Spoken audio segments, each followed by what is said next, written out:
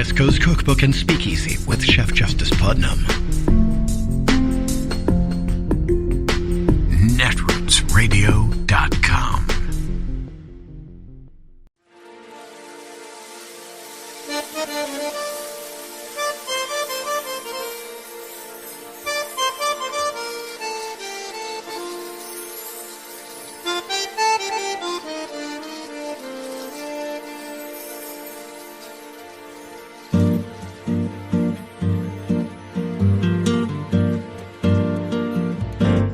Je voudrais du soleil vert, des dentelles et des théières, des photos de bord de mer, dans mon jardin d'hiver. Je voudrais de la lumière, comme en Nouvelle-Angleterre. Je veux changer d'atmosphère, dans mon jardin d'hiver.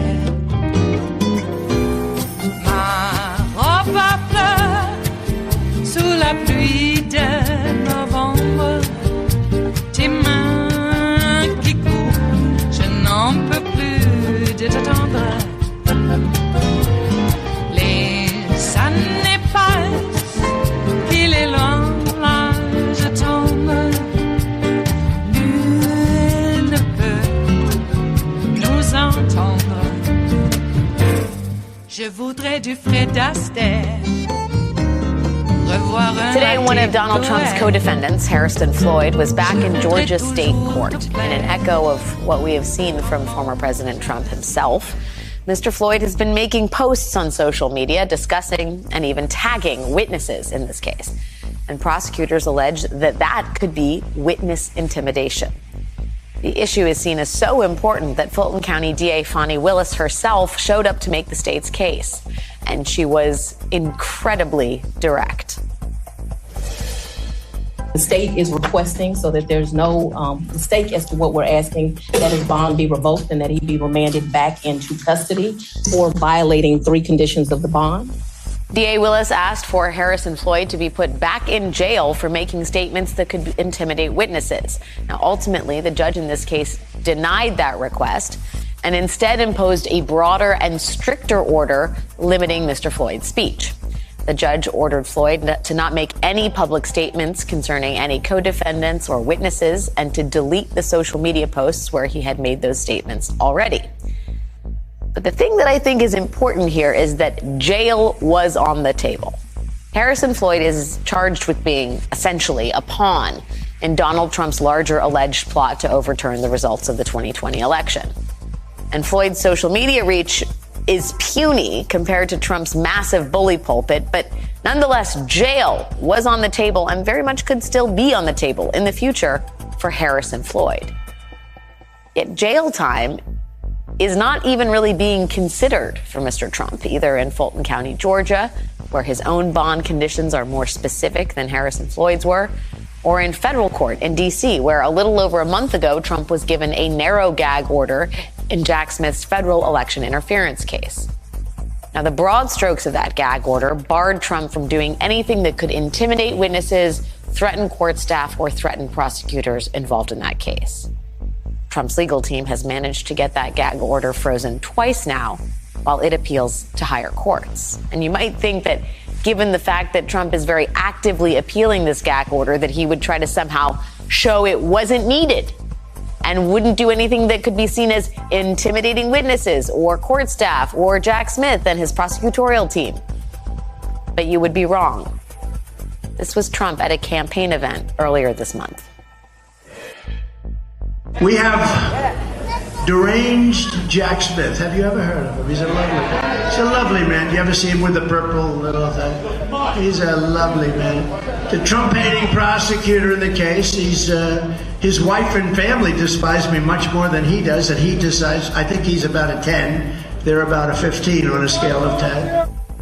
If that mention of Jack Smith's family was not a clear enough threat, Trump followed it up 2 days later with this post on Truth Social.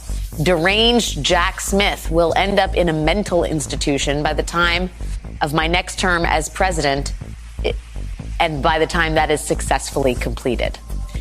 Trump has also name-checked and posted intimidating statements about potential witnesses, including his former Attorney General Bill Barr, his former Chief of Staff Mark Meadows, and his former Vice President Mike Pence, as well as his former lawyers Jenna Ellis and Sidney Powell. But again, the idea of revoking Trump's bond, of punishing him with jail time for this kind of intimidation, that has yet to be put on the table in either case. And while Harrison Floyd's hearing today ended with the judge imposing a broader and stricter order controlling Harrison Floyd's speech, Donald Trump had his own hearing about his gag order yesterday, and the end result was that the appeals court may narrow Trump's gag order. One of the judges on the panel said they have to use a careful scalpel to carve out a narrow order that protects witnesses while not inhibiting Trump as a presidential candidate. So you can see the legal system is treading very, very carefully here. One would say maybe even lightly. And the net result of that is that Donald Trump gets to have it both ways. At campaign rallies, Trump gets to use the cases against him to score political points. Every time I'm indicted, I consider it a great badge of honor because I'm being indicted for you. Thanks a lot, everybody. I appreciate it. And meanwhile, in court, he is using his campaign as a shield to ensure treatment that no other defendant would get. So how is Donald Trump held accountable here? And how can our legal system protect the people he could intimidate in the meantime? I mean, this is, after all, what he posted today. Why do you think that Fonnie and Alvin and Letitia and, of course, the deranged one, Jack Smith, took so long and very publicly, they leaked everything, started their work so late, they could have started it years ago. It's called election interference and prosecutorial misconduct. Joining me now is former acting U.S. Solicitor General Neil Katyal. Neil, thank you for helping me understand how the court is approaching the complicated subject, the complicated defendant that is Donald Trump. First, let me ask you what your expectation is for this appeals court ruling on the gag order. Is it going to be narrower? Just how punitive is it going to be? So the argument yesterday, Alex, was in front of our nation's second highest court, 3 extraordinarily well-prepared, well-respected judges. And I think the ultimate bottom line was that Trump's lawyer could not answer the simple questions that the court posed, including like, what is your standard? Can criminal defendants just say anything they want and the like? I think that basically at the end of the argument, I was left thinking that Trump will lose. For the first time in American history, a former president will be gagged by a court. I think the order will be narrowed a little bit because Judge Chutkan, who's the trial judge, said that Trump couldn't attack the prosecutor, Jack Smith. And I think there was some cause for concern among the judges. That wasn't really something Trump's lawyer pushed as much, but it's something that the court brought up on its own. And so I think ultimately, though, Trump loses and Donald Trump will be gagged. And if he violates those gag orders, we will get into the situation of possible jail time being on the line.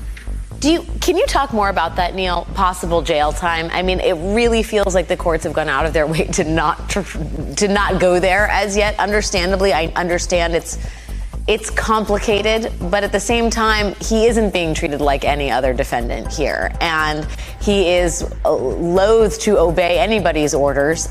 I wonder if you think we are going to get to the point where there has to be a real robust discussion about jailing the former president. So Alex, I could not agree with you more about what you just said. I mean, if you want to see unequal treatment in our judicial system, look no further than the way the courts have treated Donald Trump, or indeed his co-defendant today. They're afforded leniency and second chances that the average defendant could never dream of. And time again, we're seeing Trump and his co-defendants get the benefit of the doubt. And I do think that patience is wearing thin among the courts as well. And so I do think that if Trump, after this new revised gag order is imposed, violates it, in an intentional way, which, I suspect he very well may do because he's incapable of following, any sort of rules, decorum, good behavior, and the like. I do think that we're going to see that. And, yesterday I was talking, Alex, with Lawrence O'Donnell, and I said, look, the country's watching this gag order hearing, and whatever Donald Trump does, other defendants in other cases are going to do, whether it's a mafia case, a drug case, whatever, that this sets a precedent for norm-breaking behavior. And lo and behold, we didn't even have to wait a day to see the corrosive effects of Trump's arguments already, because in Fulton County, Georgia, Harrison Floyd was basically saying, yeah, it's my First Amendment right to intimidate witnesses. This is, out of control already, and I do think the courts will put it back in, put this back in the bottle, the toothpaste in the tube, or whatever, but they have to act quickly. I want to ask you kind of like a broader ethical question, which is the notion of running for office and how deferential you think the courts should be on anything from a gag order to the scheduling of the trials. I mean, Fani Willis made the point that, what did she say? It would be a really sad day if, when you're under investigation for a shoplifting charge, you go run for city council to stop the investigation. We joke about, to some degree, I think there is a little levity embedded in that, but it's not an unserious possibility. The idea that you shield yourself from prosecution by running for higher office. Trump is the first of many. Trump breaks the mold, I should say, but could be, at the vanguard here. And I wonder how, concerned the court should be about the way in which he is effectively weaponizing his candidacy for his defense. They should be gravely concerned, Alex. I think you're exactly right. I mean, remember, Donald Trump escaped indictment before when he was president because he said, and Bill Barr, his attorney general, said, a sitting president cannot be indicted. So then he leaves office, not necessarily voluntarily, but he eventually leaves. And now his argument is a guy who's running for president can't be indicted. And then if he wins, he's going to say again, a sitting president can't be indicted. There's no more fundamental principle in our law. We go back to the early Anglo-American history, go back to what our founders thought. No person is above the law. That is, why we fought the revolution against King George III. What Donald Trump is trying to do is reenact it. And he's enacting it through these, bogus immunity claims from prosecution. And then, as you say, Alex, also by the scheduling. Like, it is baffling to me why Georgia is going to trial in August of 2024 on the Fulton County case. I don't understand that. Samuel Bankman-Fried was, indicted just a few months ago. He's already been convicted. I had the privilege of doing the prosecution, the George Floyd prosecution against Derek Chauvin. That murder happened 3 years ago. We've already, had the trial, had the appeal, and had the United States Supreme Court yesterday reject Derek Chauvin's appeal. Why Trump gets these massive delays, both in the Fulton County cases as well as in the Mar-a-Lago case on stolen documents, is beyond me. I can't begin to understand it. Yeah, the system may be rigged in Trump's favor, which is effectively the opposite of what he's been saying. It is Wednesday, the 22nd of November of 2023, and you are in West Coast Cookbook and Speakeasy. I am your chef de cuisine, Justice Putnam. Gunner, the English Bulldog, is our snoozing sous chef. Precious, the little Yorkie, is our door girl, and she will be seating you directly for our especially special daily special Smothered Benedict Wednesdays. Will no one rid us of these meddlesome priests meddling with our velvety holiday sauce? How dare they? Well, we have the night before Thanksgiving. Do they call that Thanksgiving Eve? Who are they anyway? Well, it is the day before, and we will be doing a mix on Netroots Radio tomorrow and pretty much through the weekend, because some of our national feeds do take the time off, and who can blame them? But regardless, we will be having a mix of regular and special holiday programming.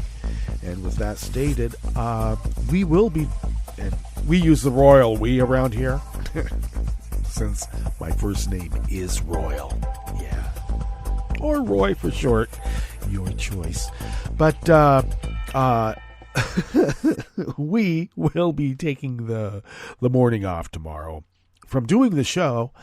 And got a little bit of cooking, a little bit of prep to do. And then we're going to have a feast at my sister's house, not too far away, across the creek and into the rural parts of town. So anyway, that's what we'll be doing, and we'll see what David's doing. Presumably he may have some recorded material, recorded live, as in like, today, or a mix of things from the past. We'll figure that one out as well as the day progresses. So, looks like Joe, Dark Brandon, the guy that a bunch of dimwits have been running around calling Genocide Joe. What is that all about? Joe didn't talk about rounding up all the Muslims and throwing into camps before they're deported. He never said that one whit. How quickly that whole trope was put out there with T-shirts and signage. Oh my God, that grassroots effort was so astroturf, it smelled to high heaven. And so for 45 days, at least, and Joe mentioned this, it's around 45 days, he and his team have been working overtime to secure the release of hostages, cause some sort of truce. Oh, that's not a ceasefire enough for you? Not you, I'm talking to those who I call dimwits, or, useful idiots, dupes, running around calling Genocide Joe. They never do it to the authoritarians. Do it to Orban, okay? I dare you. I dare you. Jeez. I remember when Jorge Ramos just tried to ask a question, and that guy Sleester, big tall guy, goon, former NYPD, spirited him out in a rather vigorous way, wouldn't you say? Black people at his rallies in 2015 for the 2016 election, duly manhandled, and their lives were exceedingly threatened on the way out. And when I say threatened, I mean people were manhandling them, pelting them, punching them. Girls. Black girls. They didn't care. And apparently, neither did the media, because here we are valorizing this BS. Happy holidays, huh? Jeez. And if you say Merry Christmas, I don't know, what does that mean anymore? What does it mean? It's also rich that the people who were pretty much responsible, at least, their parents and the whole, geopolitical stance before the world, brought excessive and a conspicuous consumption out for the world, and them in particular, to show off, are whining that Christmas is so commercial. Oh, really? Now you're being a hippie. When we were hippies and we were talking about it, oh yeah, we were just like, kick a hippie. He thinks Christmas is commercial. What are you? You hate Jesus? No. Exactly the opposite. Well, the tables have been turned, haven't they? The prosperity gospel has taken off, and instead of turning the tables on the money changers have turned the tables on us. So, I don't know. These parables have various meanings depending on how it is being applied. And the prosperity gospel says, I'm getting mine. you go to hell. That's it. I'm getting mine, you go to hell. That's the prosperity gospel. They sing it. They sing it. Happy holidays. Boy. Well, Thanksgiving is supposed to be a day in which we share our abundance. How does that work out in the prosperity gospel? Share abundance? You go to hell. I'm praying to God that you go to hell. Oh, wow. Geez, so loving. Or as I like to say, if you're not careful, a Christian will love you to death with their Christian love. And we know what that means. Mm-hmm. Worked in the Inquisition. We're not torturing you. We're loving you to death. Oh, thank you. May thy be nearer to God. Okay. That's why it's Smothered Benedict Wednesdays today. It is, a veiled reference to a lovely egg dish with a velvety hollandaise sauce. And I got to tell you, we don't put too much lemon in the holidays. Some cooks and chefs are a little too heavy-handed with the lemon in the holidays. Tone it down. Piquant. Okay? Light piquant is even better. Nonetheless, it's a veiled reference to our egg dish with a velvety hollandaise sauce. But really what it is, it's an out-and-out condemnation of, religious authoritarianism. Damn right. And I'm not saying we should go out there and round up the priests. That's not what I'm talking about. In fact, the priests that I'm thinking of that are the good guys are, the liberation theology guys. Archbishop Romero, okay? Old, was it King George? Who was it in Becket? Regardless, not King George. Anyway, Peter O'Toole's character as the king sent out his henchmen to get Becket because Becket was being a bit too meddlesome. And, but that was after Becket had renounced the material world and went on a, shall we say, a Hajj. Maybe he went on a Hajj to cleanse his soul and become one with God. And in the process, question the king's politics and, broker peace between the English and the French. How dare they? You're a traitor. Get rid of them. Didn't quite say that. No, I'm not saying let's get rid of the priests in such a heavy-handed manner. No. Actually, the priests I'm thinking of are trying to do the good work to make sure that these authoritarian demagogues have, know that they're going to be food for the worms, too. We all are. So why not treat each other nice, especially during the holidays? Not one holiday is more important than the other, okay? Well, I don't know. There's some that are,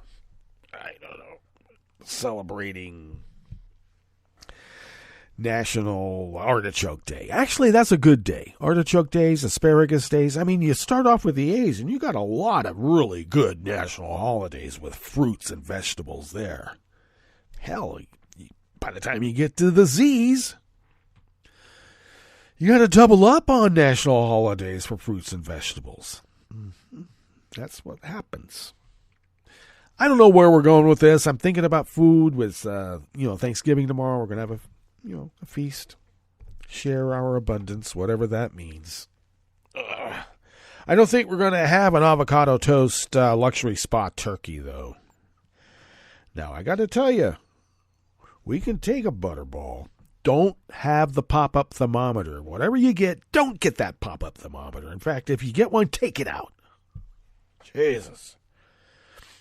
But, one can take a butterball. I wouldn't. I like Rocky. I like Rocky turkeys. Rocky chickens, Rocky turkeys. I used to get the distill one that old Chavez was showing off there. I got it for a lot less. I don't know where he's going to get gouged. But my God. Anyway, one can take a common turkey and really dress it up. And I'm not talking about the stuffing outside in a dish cooked, which is then dressing. When you put it in the bird, it's stuffing. When it's baked in a dish, it's dressing. And wait till I tell you how to put the toilet roll on, too, not backwards. Okay. Paper's got to come down in the front. I'm just saying. Okay? Lots of things that you got to know during the holidays. That's right. Oh, you won't be able to get menorahs at Hobby Lobby. Nope, they don't allow it. Took them all away. Why? Has something to do with baby blood drinkers. I'm serious. That's what they think. Happy holidays. Peace on earth. Goodwill to men. Except for those people over there, we're going to kill them. All right. Jesus. So Joe brokered a truce on the way to a peace deal. Release of hostages. Now, it is incrementally, but we're talking about hostage negotiations. Hasn't anybody ever seen, like, movies about hostages and how they get negotiated out? Come on. It's like everything's like, oh, this is so new to me. I've never heard this before. People are blinded by their silos, I think. Anyway, this takes a long time. Shuttle diplomacy takes some time, especially when you have like such hostile actors involved. And, we're friends with Qatar, and we're friends with the Saudis and Egypt, and I'm just saying. But we're not friends with Hamas. So somebody has to talk to Hamas. Yeah, Joe's too old. No wonder they've been out there just ramping up this BS on two fronts. Because you got to know when they say Joe's too old, they're also saying we don't want the black lady. Okay? He's got to step down and she's got to go with him. Okay? It's sort of like a hostage negotiation, but you don't negotiate with terrorists. You might have to have a third party do that for you, wouldn't you? And in this case, this is what Blinken and Joe has been doing. So, try and explain that to a kid who thinks that, oh, wow, I read about the Trilateral Commission in my history class or whatever class they're taking. I don't think they get to take history anymore. I read about the Trilateral Commission and Jimmy Carter was a fascist. All right. If you believe that, then you know why we are where we are today. Because that kind of BS was manufactured to get Jimmy Carter out of office. And they went as far just as Nixon did when he effed up the 1968 Paris Peace Accords. Sabotaged them. Ronnie Reagan and his henchmen were negotiating with Iran and terrorists to withhold the release of those hostages that Jimmy Carter and the Canadians were heavily involved in getting released.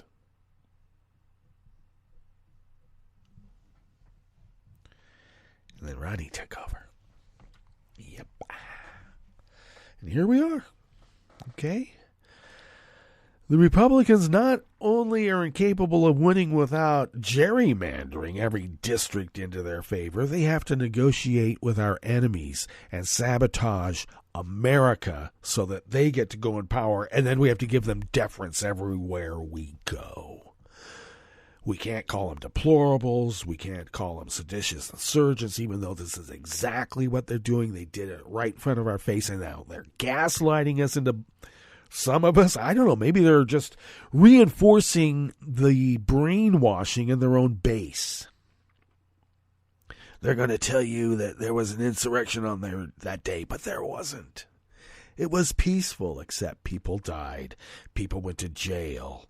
People were maimed, etc., etc., etc. And they came armed not just with poles and spears and shields. They had guns and bombs, let alone chemical weapons. Oh my. We're supposed to be happy during the holidays, aren't we? Well, maybe I'm just getting warmed up because my MAGA brother will be there. And even though there's supposed to be a standing rule that we don't talk politics, he's going to interject something and then he's going to bring up, oh, but we can't talk about politics. So his thing gets to stay. And we all have to bite our tongues because we made a promise. So I'm just getting it out of my system now so I don't feel compelled to pop off tomorrow. See these guys and gals, these Nazis, MAGA Nazis, you give them deference for everything. Oh, we got to be careful not to step on their toes because they're going to go off. Fuck them. Let them go off. I don't know. As far as I'm concerned, maybe we should direct them into a padded cell. They always project. They're going to put Jack Smith into a padded cell? Give me an effing break. Look at the way that this guy puts on that bronzer, and he's got some different color going on his head, too, and not as much volumizer. What the hell is going wrong? He can't even keep his makeup people anymore. They all want to get out. I'm bugging out of here. Jeez. So, if anybody needs to be in a padded cell, they're telling you right out in public, I need a padded cell, but I'm blaming it on Jack Smith.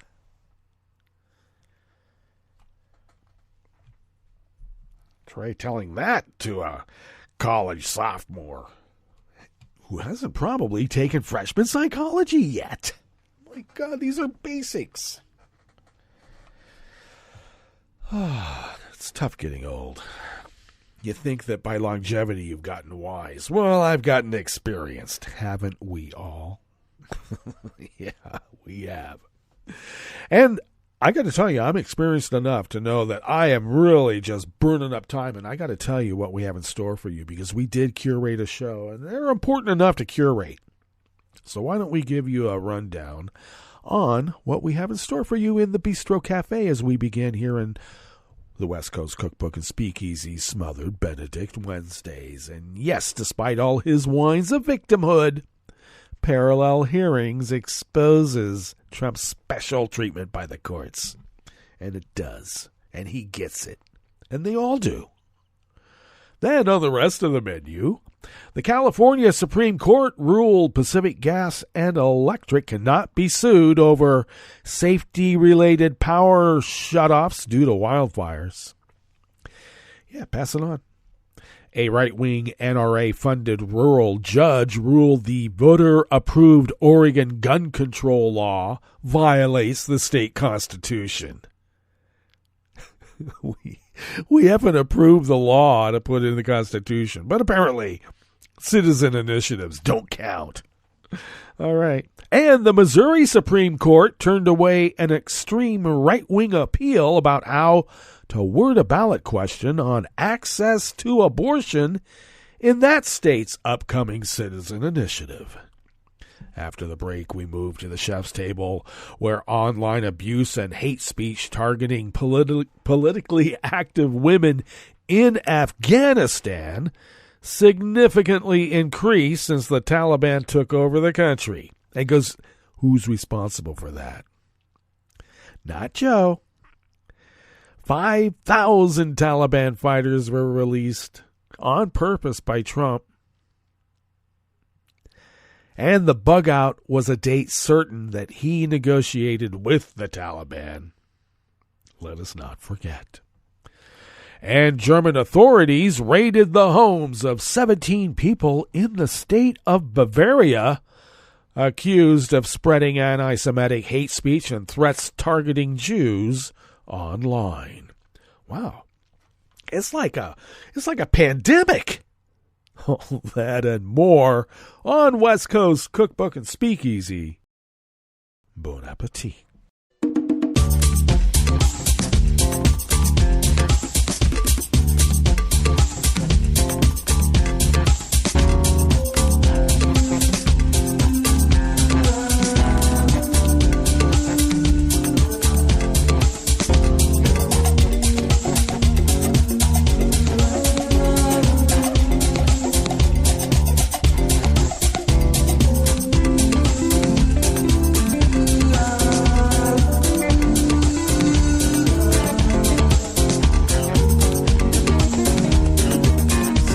to have a show on Friday. Yes, indeed. West Coast Cookbook and Speakeasy will be here on Friday.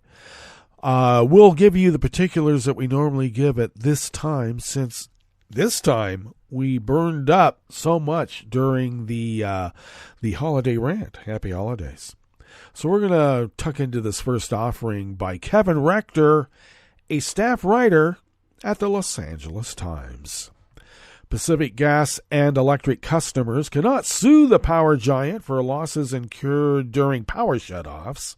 Designed to protect the public from wildfires, the California Supreme Court ruled such litigation would interfere with the California Public Utility Commission's comprehensive regulatory and supervisory authority over such safety shutoffs and is therefore barred under state law. Justice Goodwin Liu wrote in a unanimous decision for the state's high court. The ruling is a significant win for embattled PG&E, which crawled out from bankruptcy in 2020. Yeah, right. Okay. After collapsing under a $30 billion in liabilities from wildfires sparked by its equipment. Yeah. They declared bankruptcy because of that. Yeah. Well, litigation over safety cutoffs, if allowed, would have potentially exposed the company to billions of dollars of additional liabilities. Well, maybe you shouldn't have a quasi-private public utility. Maybe it should be public. The company, in a statement on Monday, said its most important responsibility is the safety of our customers and the communities we serve, which such shutoffs aim to protect. They were forced to do this, by the way. But the utility also said it is working to improve service during dangerous weather conditions. It said improvements in the works include updating forecasting and fire risk modeling, improving technology and tools to identify scope and potential impacts, and strengthening community engagement with stakeholders. Why don't you talk English? Why do you always have to talk in this legalese? Oh, my God. The ruling stems from a separate federal case in which plaintiff Anthony Gantner accused PG&E of harming him and other customers by repeatedly shutting off power to reduce the risk of its infrastructure, igniting wildfires during extreme weather conditions in the fall of 2019. Gantner alleged the shutoffs were necessary only because PG&E had failed to properly maintain its power grid for decades. It's so concerned about the customer. He claimed in court that the company owed him and other customers $2.5 billion to cover loss of habitability of their dwellings, loss of food items in the refrigerators, expenses for alternative means of lighting and power, loss of cell phone connectivity, dangerous dark conditions, lack of running water, and loss of productivity and business, which in our society is the most important.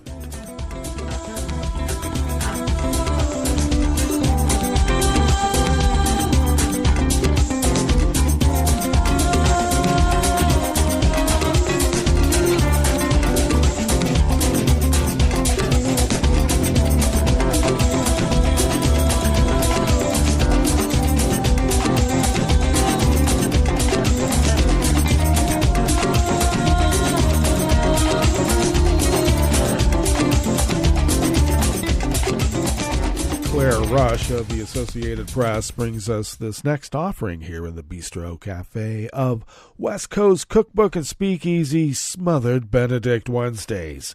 A voter-approved Oregon gun control law violates the state constitution. A judge ruled yesterday, Tuesday, continuing to block it from taking effect and casting fresh doubt over the future of the embattled measure. The law, one of the toughest in the nation, which all it is background checks. You got to take a class, and you can't have so much ammo in your house unless it's locked up. Tough. was among the first gun restrictions to be passed after a major U.S. Supreme Court ruling last year changed the guidance judges are expected to follow when considering Second Amendment cases. The decision was handed down by Circuit Court Judge Robert S. Ratio, the presiding judge in Harney County in rural southeast Oregon. MAGA-land, constitutional sheriffs galore. The law requires people to undergo a criminal background check, complete a gun safety program, obtain a permit to buy the firearm, and it also bans high-capacity magazines. Go to an armory. Measure 114 has been tied up in state and federal court since it was narrowly approved by voters last year. Really? Narrowly? The state trial stemmed from a lawsuit filed by gun owners claiming the law violated the right to bear arms under the Oregon Constitution.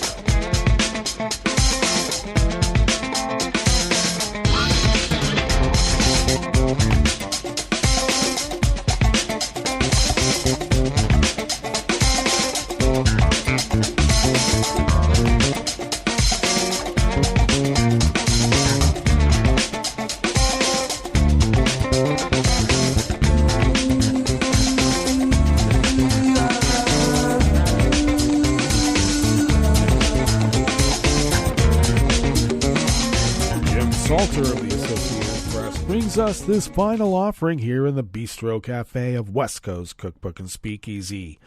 The Missouri Supreme Court has turned away an appeal about how to word a ballot question on access to abortion in the state. Missouri lawmakers have already banned abortion except in cases of medical emergency, but proponents of broader access to the procedure are seeking to put a question about it directly before the voters next year. In all 7 states where abortion has been on the ballot since the Supreme Court struck down Roe v. Wade last year, voters have either supported protecting abortion rights or rejected attempts to erode them. In Missouri, officials and advocates on both sides are grappling with how to word the question that would go on the ballot. Secretary of State Jay Ashcroft, the kid of that Ashcroft, has proposed asking voters whether they are in favor of allowing, quote, dangerous and unregulated abortions until live birth, end quote. You know, they're going to kill a kid even when it's crowning. That's what I've been told. A state appeals court in October said the wording was politically partisan. Do you think? Ashcroft appealed the decision, but on Monday, the Missouri Supreme Court declined to hear his argument. Okay, that brings us to our break, and when we get back from that break, we will go through weather from around the world, and we will finish up with the stories that we have curated for you today. You are listening to West Coast Cookbook and Speakeasy, and we will be right back. You are listening to netrootsradio.com. Please hang up and try again.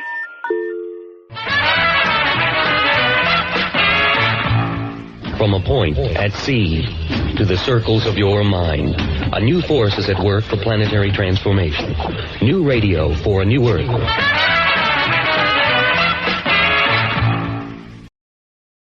This is Take Two Movie Review. I'm Clinton Johnston. This week, my marvelous guesses. There are so many moving parts to feature films, so many cooks, so many masters, so many schedules, so many deadlines.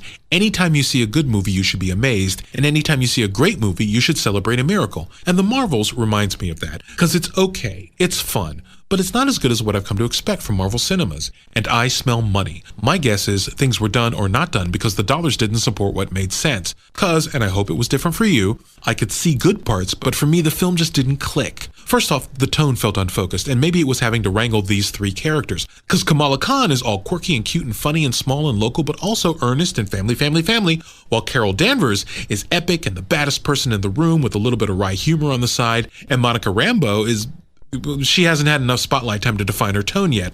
That's a hard mix to make gel. And speaking of hard mixes, this edit felt squished. The movie was so fast, like there wasn't enough time to get everything done. And seriously, like there was a Captain Marvel 2 that should have been made but wasn't. Because the Marvels suffered even more than Captain Marvel from a lot of telling and not showing. The movie was like, oh, by the way, Carol did this really bad thing that she's haunted about, and that's why she hasn't come back to Earth in a long time.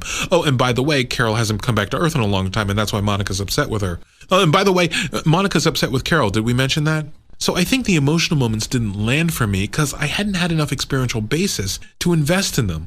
Also, I'm still not over the fact that they didn't just make Carol and Maria Rambeau lovers in Captain Marvel. It would have worked much better, and in the Marvels, Monica would get, I lost my mom and my other mom wasn't there for me, which plays better and stronger than, I could have really used our family friend. Oh well, I'm sympathetic. I only have 2 minutes. This has been Take Two Movie Review. I'm Clinton Johnston. Catch up with us at take2moviereview.com and feed us back on our channel on YouTube.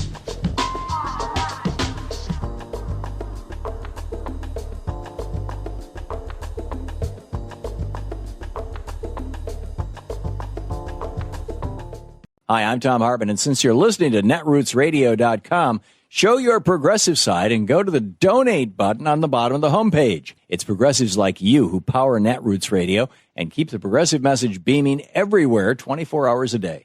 Just go to our donate button at the bottom of netrootsradio.com. Thank you for keeping progressive radio at full power.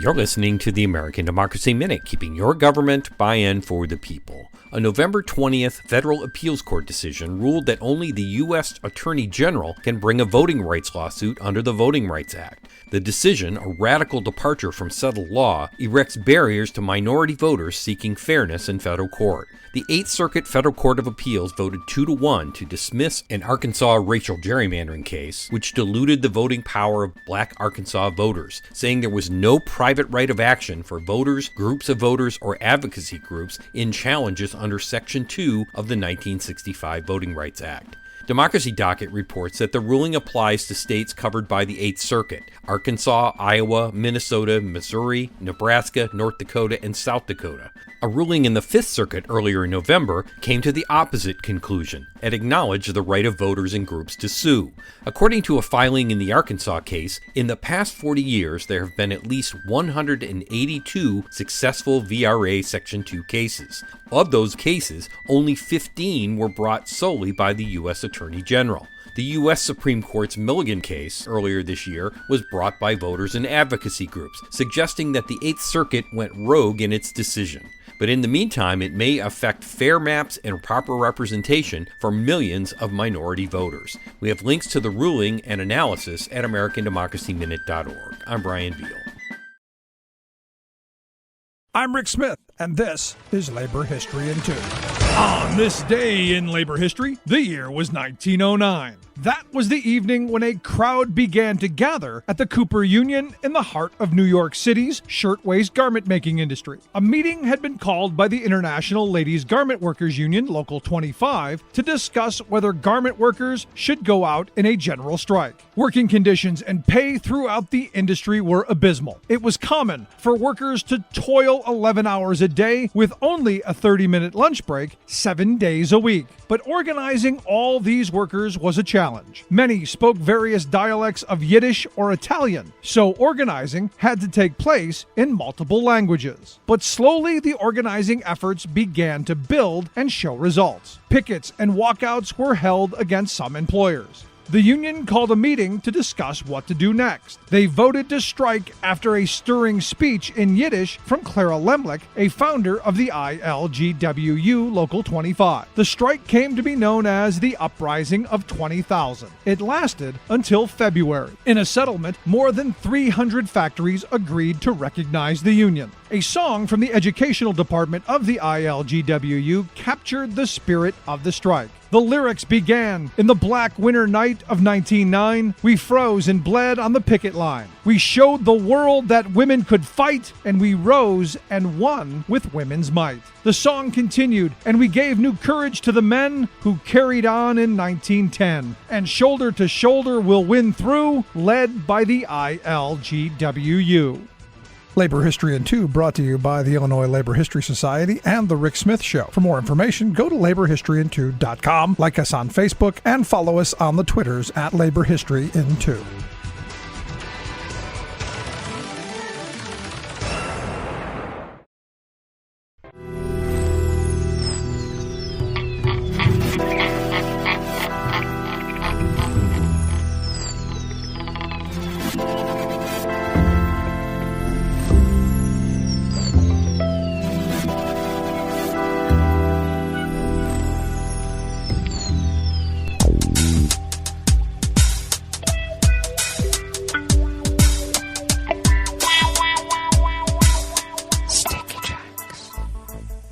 Thank you for accompanying us here to the chef's table at West Coast Cookbook and Speakeasy, Smothered Benedict Wednesdays.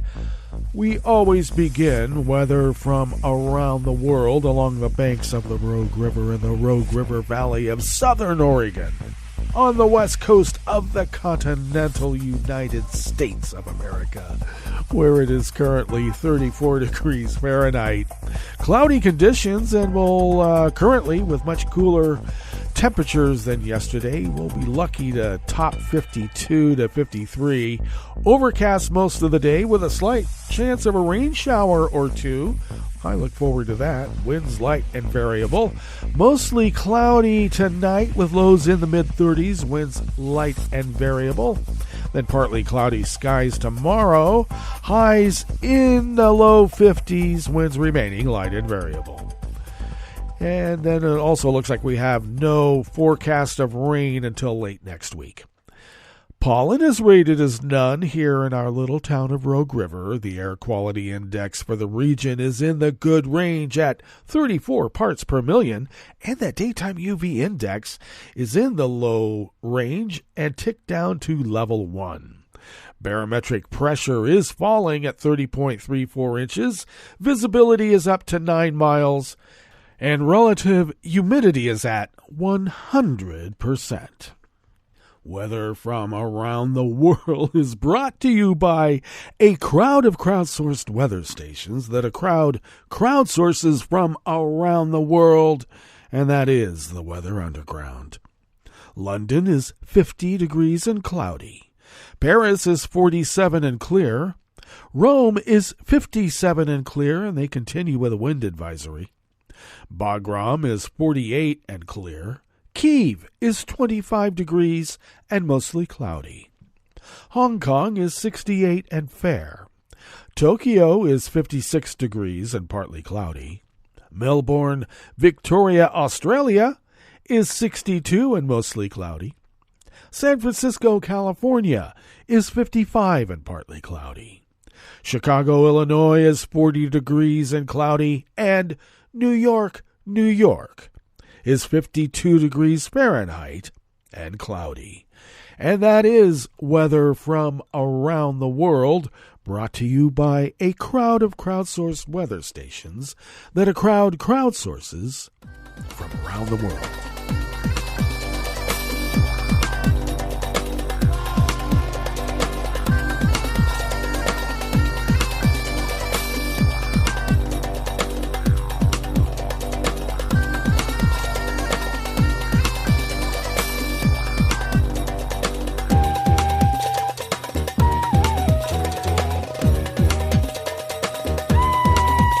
Raheem Fayez of the Associated Press brings us this first amuse-bouche here at the chef's table at West Coast Cookbook and Speakeasy, Smothered Benedict Wednesdays.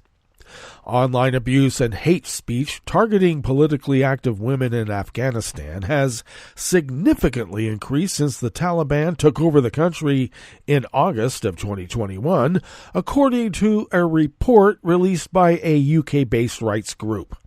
Afghan Witness, an open-source project run by the nonprofit Center for Information Resilience, says it found that abusive posts tripled at a 217% increase between June and December of 2021 and the same period of 2022. Building on expertise gained from similar research in Myanmar, the Afghan Witness team analyzed publicly information available from Twitter and conducted in-depth interviews with 6 Afghan women to investigate the nature of the online abuse since the Taliban takeover. The report said the team of investigators collected and analyzed over 78,000 posts written in Dari and Pashto, 2 local Afghan languages, directed at almost 100 accounts of politically active Afghan women. The interviews indicated that the spread of abusive posts online helped make the women targets. The interviewees reported receiving messages of pornographic material as well as threats of sexual violence and death. Taliban government spokesmen were not immediately available to comment about the report, and I can imagine what they would say.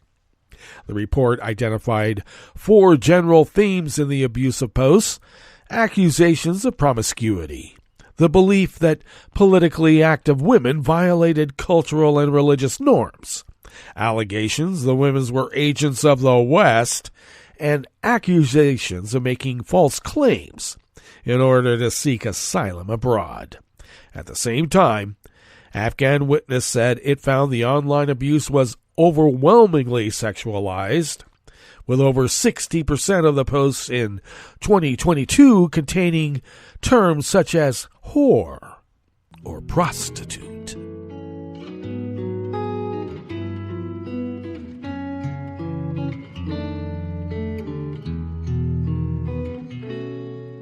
Je te donne ce mon amour pour la vie entière, la promesse de me trouver à tes genoux. Aussitôt que tu m'appelles, rester toujours fidèle, c'est tout, c'est tout. Je te donne tous mes printemps, mes étés de mer, mes automnes quand les feuilles tombent partout. Si ce n'est pas une bonne affaire, je te donne tous mes hivers. Kirsten Grieshaber of the Associated Press brings us this final amuse-bouche here at the chef's table at West Coast Cookbook and Speakeasy. German authorities raided the homes of 17 people in the state of Bavaria, accused of spreading anti-Semitic hate speech and threats targeting Jews online. According to the Bavarian criminal police, the suspects were 15 men and 2 women aged between 18 and 62. Police questioned the suspects and confiscated evidence from their homes, including cell phones and laptops. The suspects were said to have celebrated the attacks by the Palestinian militant group Hamas on Israel on October 7th and were accused of spreading hate speech against Jewish people on social media using symbols of banned terrorist organizations. The police operation focused on Bavaria's capital city of Munich, where 9 of the accused resided. Further searches were carried out in the Bavarian towns of Fusen and Kirchburen, as well as the counties of Passau, Fürstenfeldbruck, Berchtesgadener Land, Coburg, Aschenberg, and Haßberg. My German friends and German-speaking friends will correct me, I know. One suspect allegedly sent a sticker in a WhatsApp school class chat with the words, "Gas the Jews." Another person, a German-Turkish dual citizen, allegedly posted on his account that the Jewish sons deserved nothing more than to be exterminated.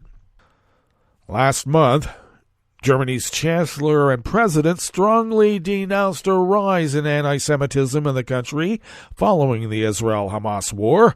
In the state of Bavaria, there were 148 anti-Semitic incidents from October 7th to November 9th, an increase of 285% from the same time period a year earlier.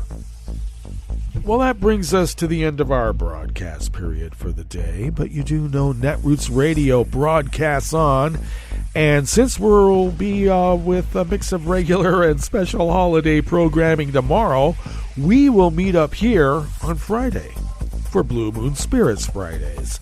So do stay tuned to Netroots Radio all day, all night, and all through Thanksgiving Day, and for all the breaking news as it breaks. And we will meet up here on Friday, right here in West Coast Cookbook and Speakeasy. Happy holidays and bon appetit.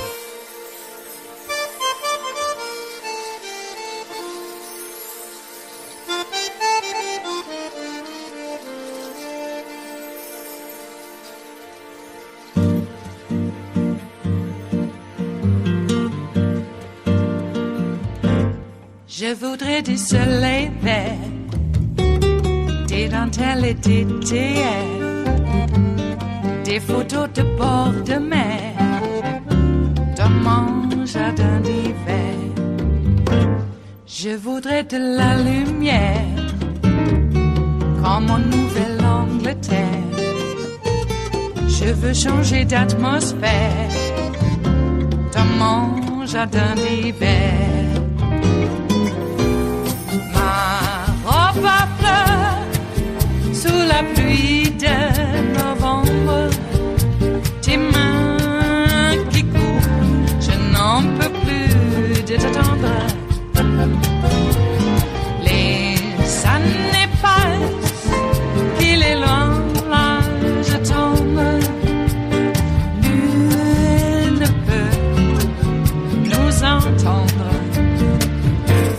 Je voudrais du Fred Astaire, revoir un latte Goël. Je voudrais toujours te plaire dans mon jardin d'hiver. Je veux déjeuner par terre, comme au long de golfe clair, t'embrasser les yeux ouverts dans mon jardin d'hiver.